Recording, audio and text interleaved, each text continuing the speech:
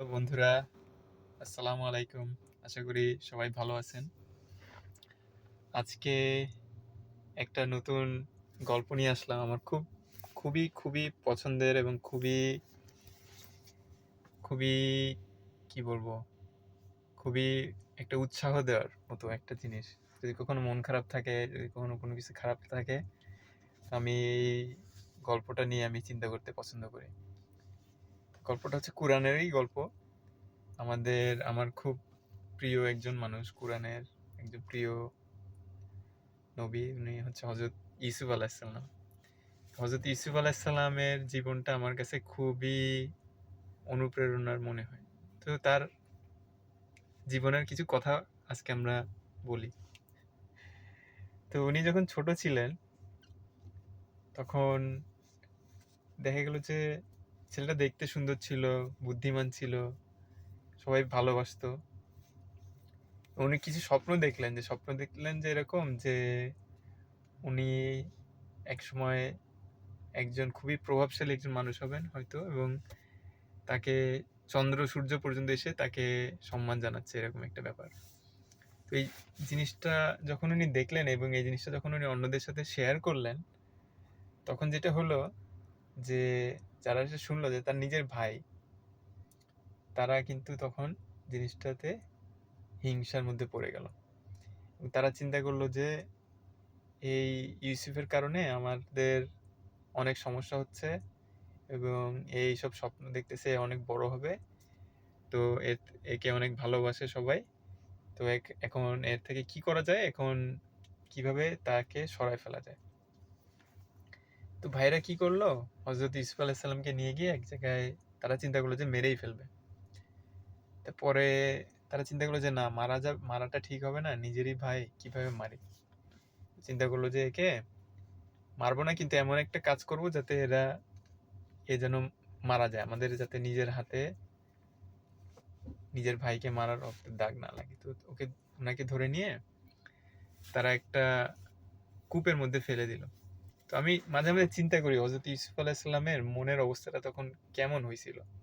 হুম, যে ওনার তো কোনো দোষ নেই, উনি তো কিছু করেননি, কিন্তু শুধু এইটুক অন্য মানুষের সাথে শেয়ার করার কারণে যে আমার এই জিনিসগুলো আমার ভালো হচ্ছে, তাকে কিভাবে অন্যের মানুষের হিংসা, মানুষের বিদ্বেষ কিভাবে তার একটা কঠিন সময়ের মধ্যে তাকে ঠেলে দিল, যে যে জিনিসটা উনি অন্যদের সাথে শেয়ার করলেন, তাও এমন কারোর সাথে না, নিজেরই ভাইদের সাথে শেয়ার করছিলেন।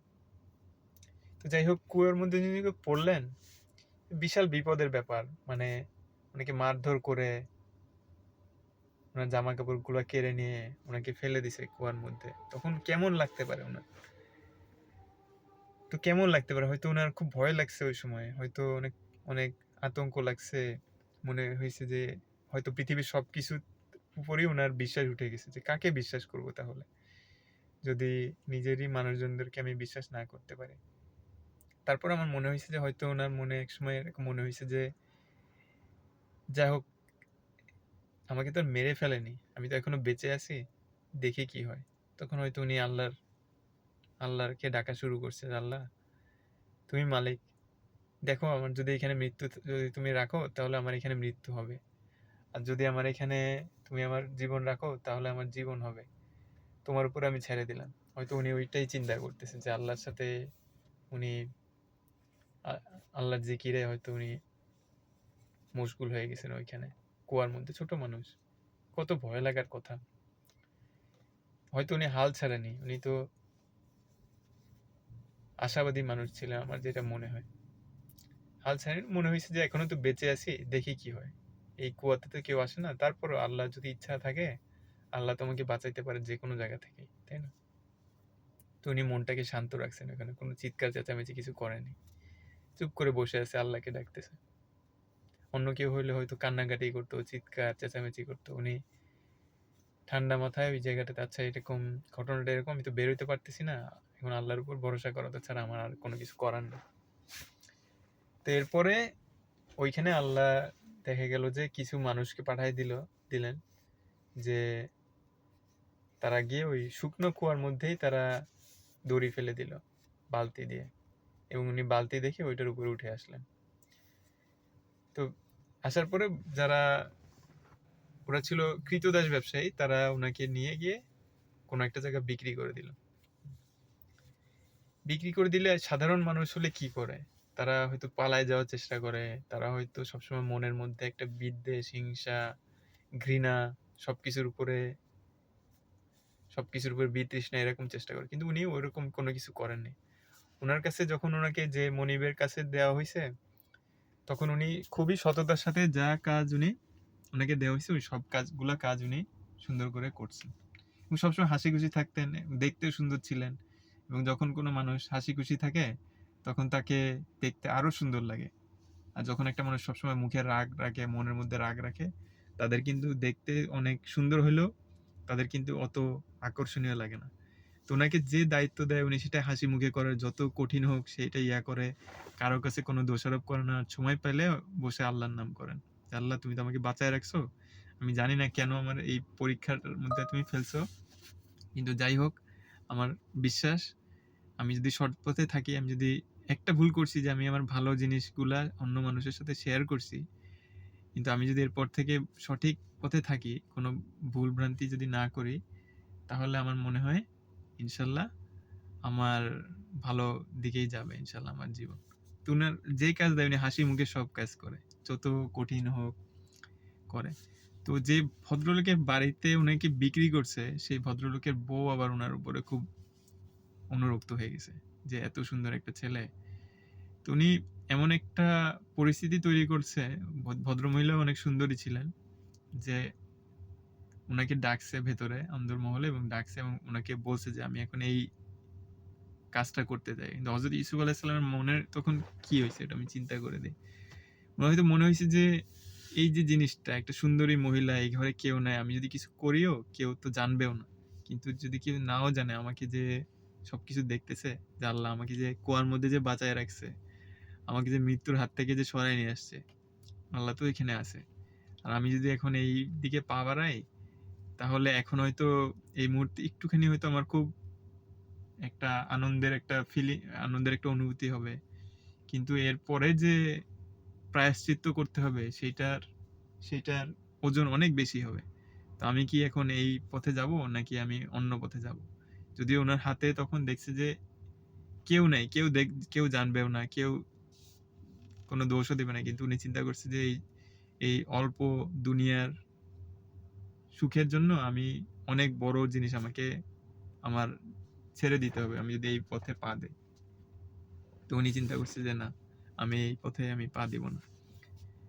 তো যত লোভনীয় হোক, যত আকর্ষণীয় মহিলাই হোক, যত যাই হোক, উনি ওইখান থেকে দৌড়ায় পালায় চলে আসছে। এবং ওই ভদ্র মহিলা পরে উনাকে অপবাদ দিছে যে যে উনি ওনার মহিলার সাথে অন্যায় কিছু করতে চাইছিল। যাই হোক, প্রমাণ সবকিছু ওনার পক্ষে থাকার পরেও যিনি বাড়ির মালিক তিনি মান সম্মানের কারণে ওনাকে জেলে দিয়ে দিছে। ধনী মানুষ ছিল, যাবজ্জীবন কারাদণ্ড হয়ে গেছে। তো তখন ওনার কেমন লাগতে পারে জেলখানাতে গিয়ে, ঠিক না? যে বাইরে ছিল এক জিনিস, তারপরে কিছুই করেনি, ওনাকে মাইরে ফেলার চেষ্টা করা হয়েছে, ওনাকে বিনা দোষে জেলে দিয়ে দেওয়া হয়েছে। কেমন হইতে পারে না? হয়তো ওনার প্রথম হয়তো খুব খারাপ লাগছে, কিন্তু পরে উনি হয়তো চিন্তা করে দেখছেন যে না, সবকিছুর মধ্যেই তো আল্লাহ কিছু ভালো রাখছে, আমি তো অন্যায় করিনি, এটাই তো সব থেকে বড় জিনিস। আল্লাহ দুনিয়াতে কি আছে, আজকে যদি বাইরে থাকি তাহলে হয়তো অনেক ভালো ভালো খাবার খাইতাম, কিন্তু যে খাবারই আমি খাই সে খাবার তো শরীর থেকে তো বের হয়ে যায়, কোনো কিছু তো সারা জীবন থাকে না। হয়তো দামি বিছানাতে শুইতাম, কিন্তু কত মানুষ তো দামি বিছানাতে তার ঘুমও আসে না। মানে এখানে থাকলাম, হয়তো শুকনো খাবার খাচ্ছি, কয়েদিদের সাথে থাকতেছি, তাতে সমস্যা নেই। তো উনি ওই কয়েদিদের ওইখানে থাকে, উনি দেখলো যে উনি হয়তো ওনার কিছু সময় পরে মনে হয়েছে যে না, এটা তো আসলে খারাপ না, আমি এখানে আছি, আমার তো আল্লাহর নাম করতে পারতেছি, আমার তো বিপদের আশঙ্কা নাই। ওই বাইরে যখন ছিলাম তখন এক মহিলা আমাকে একটা বিপদের মধ্যে ফেলে দেওয়ার চেষ্টা করছিল, আমাকে একটা অন্যায় পথে নিয়ে যাওয়ার চেষ্টা করছিল। এইখানে তো অন্তত সেরকম সেই সব কিছু থেকে তো আমি মুক্ত, আলহামদুলিল্লাহ, আল্লাহ আমার এইখানে রাখছে। উনি হয়তো কারো কাছে কোনো অভিযোগ করেনি কেন আমার এত এই শাস্তিটা হলো, কেন আমার সাথে এরকম হলো, তাই না? আমরা হলে তো অনেক কান্নাকাটি করতাম, যে আমাদের জীবন শেষ হয়ে গেল, এই সেই অনেক কিছু বলতাম, কিন্তু উনি কিন্তু ওইগুলা কোনো কিছুই করেননি। তো এরপরে জেলের মধ্যে উনার কিছু কিছু মানুষজনের সাথে যারা দেখা গেছে যে অভিজাত জায়গা থেকে আসছে, রাজ পরিবার থেকে আসছে, বা রাজাদের সাথে ওঠা বসা এরকম কিছু মানুষ, রাজার রাজরোষের কারণে তারা জেল আইছে, উনি তাদের সাথে সময় পেলে হয়তো কথাবার্তা বলতেছে। তো এক সময় দেখা গেল যে উনি স্বপ্নের ব্যাখ্যা করতে পারে। হ্যাঁ, দুইজন মানুষের উনি স্বপ্নের ব্যাখ্যা করে দিলেন, এবং তাদেরকে একজনকে বললেন যে দেখো তুমি কিন্তু ছাড়া পাবা, ছাড়া যদি পাও ভাই, তুমি রাজাকে আমার কথা বইলো যে আমি কিন্তু বিনা দোষে জেল খাটতেছি। হ্যাঁ, তো সেই ভদ্রলোকের স্বপ্নটা সত্যি দেখা গেল, দেখুন সত্যি হয়েছে, দেখা গেল যে তাকে ছেড়ে দিছে ওই জেলের ইসের থেকে, এবং সে আবার আগের পদেই বহাল হয়েছে। কিন্তু বাইরে যাওয়ার পরে সে ভদ্রলোক সেটা ভুলে গেছে।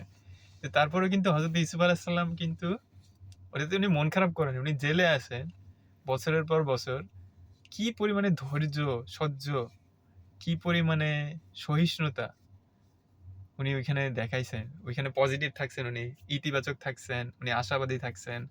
ওইখানে উনি চিন্তা করছেন ঠিক আছে এখন এরকম আছে, কিন্তু সবসময় তো জীবন এরকম থাকবে না।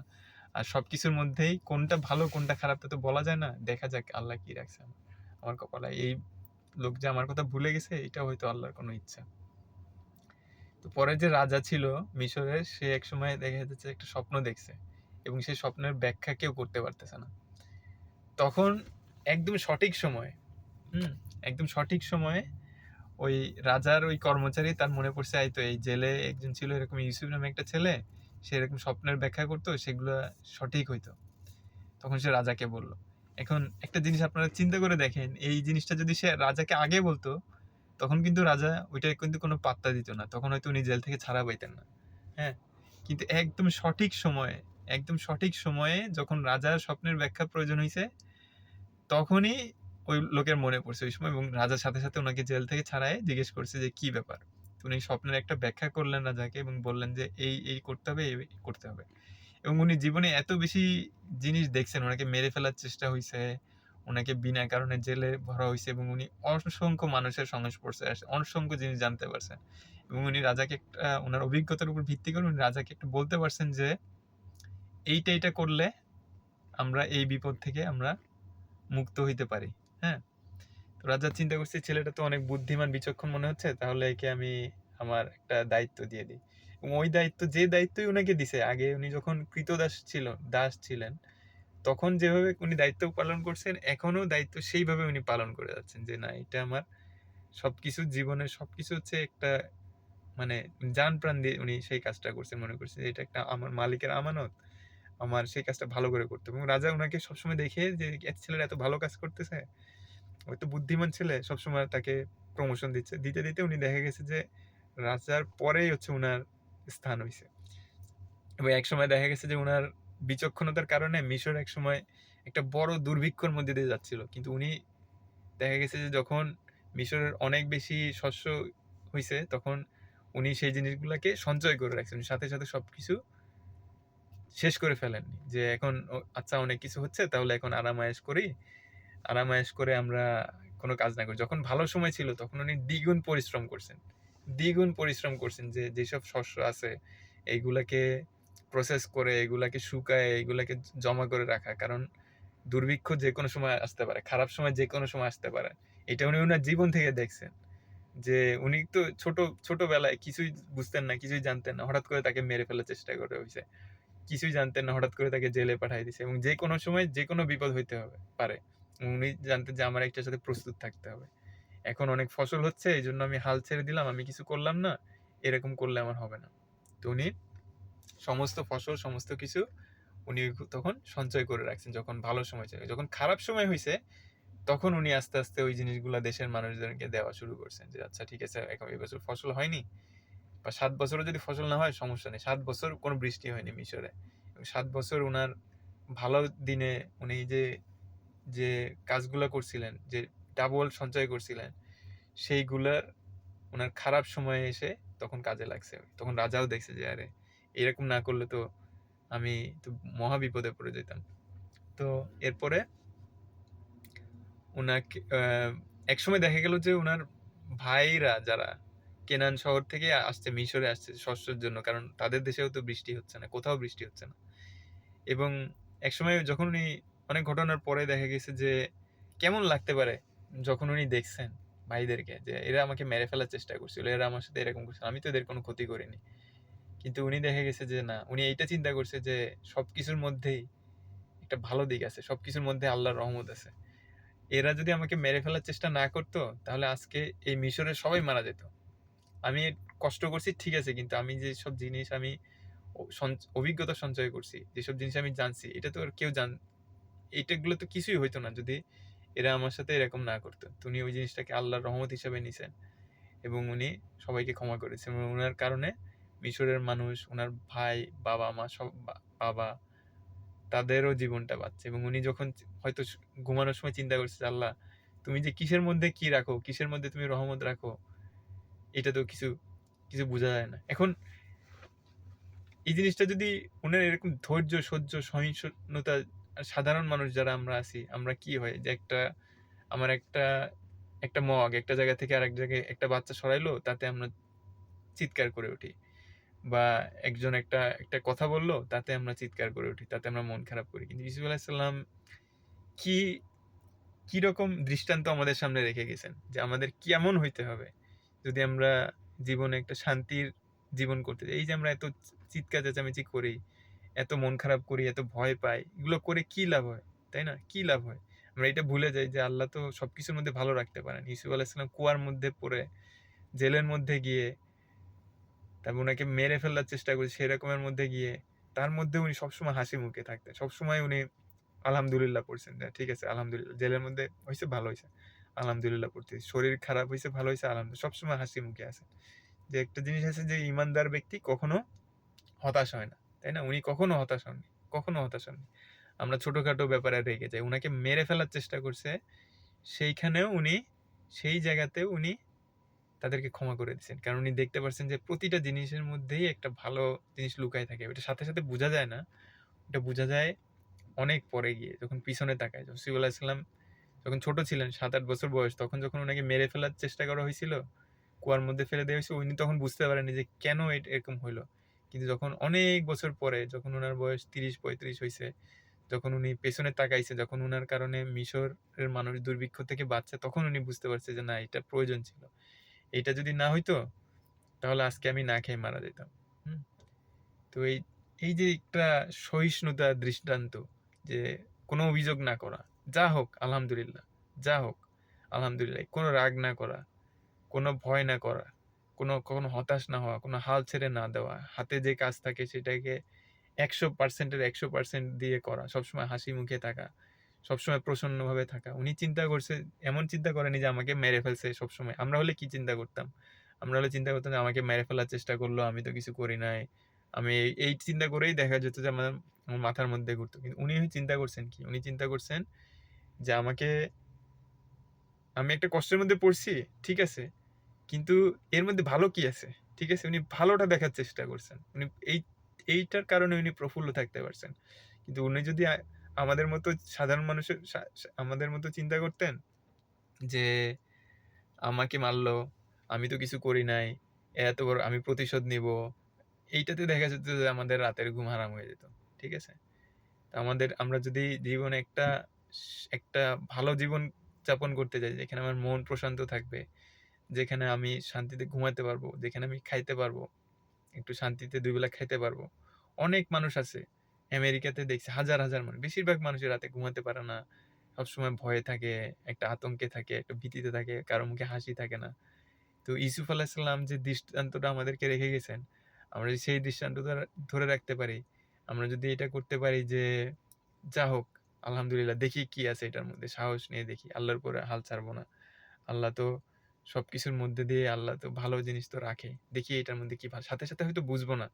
কিন্তু হয়তো অনেকদিন পরে গিয়ে একসময় তো আমি এইটাতে বুঝতে পারবো। তো হয়তো এই যে এখনের যে দুঃখ কষ্টের মধ্যে দিয়ে আমি যাচ্ছি, সেটার কারণেই একদিন হয়তো আমার জীবন রক্ষা হবে, অন্যদের জীবন রক্ষা হবে। আশা করি আমরা সবাই হযরত ইউসুফ আলাইহিস সালামের জীবনের দৃষ্টান্তটা আমরা চিন্তা করব, ভাববো। কোনো কারণে যদি কখনো রাগ, ক্ষোভ, হতাশা বিদ্বেষ হয়, আমরা চিন্তা করব যে কুয়ার মধ্যে যখন ছেলেটা পড়ছিল, তখন সে কি চিন্তা করছিল? সে কিভাবে ক্ষমা করছিল যারা তাকে মেরে ফেলার চেষ্টা করছে। এবং এইভাবে যেন আমরা সবাইকে ক্ষমা করতে পারি। আমরা যেন আমরা যেন কোনো কিছুতে হতাশ না হই, কোনো কিছুতে ভয় না পাই।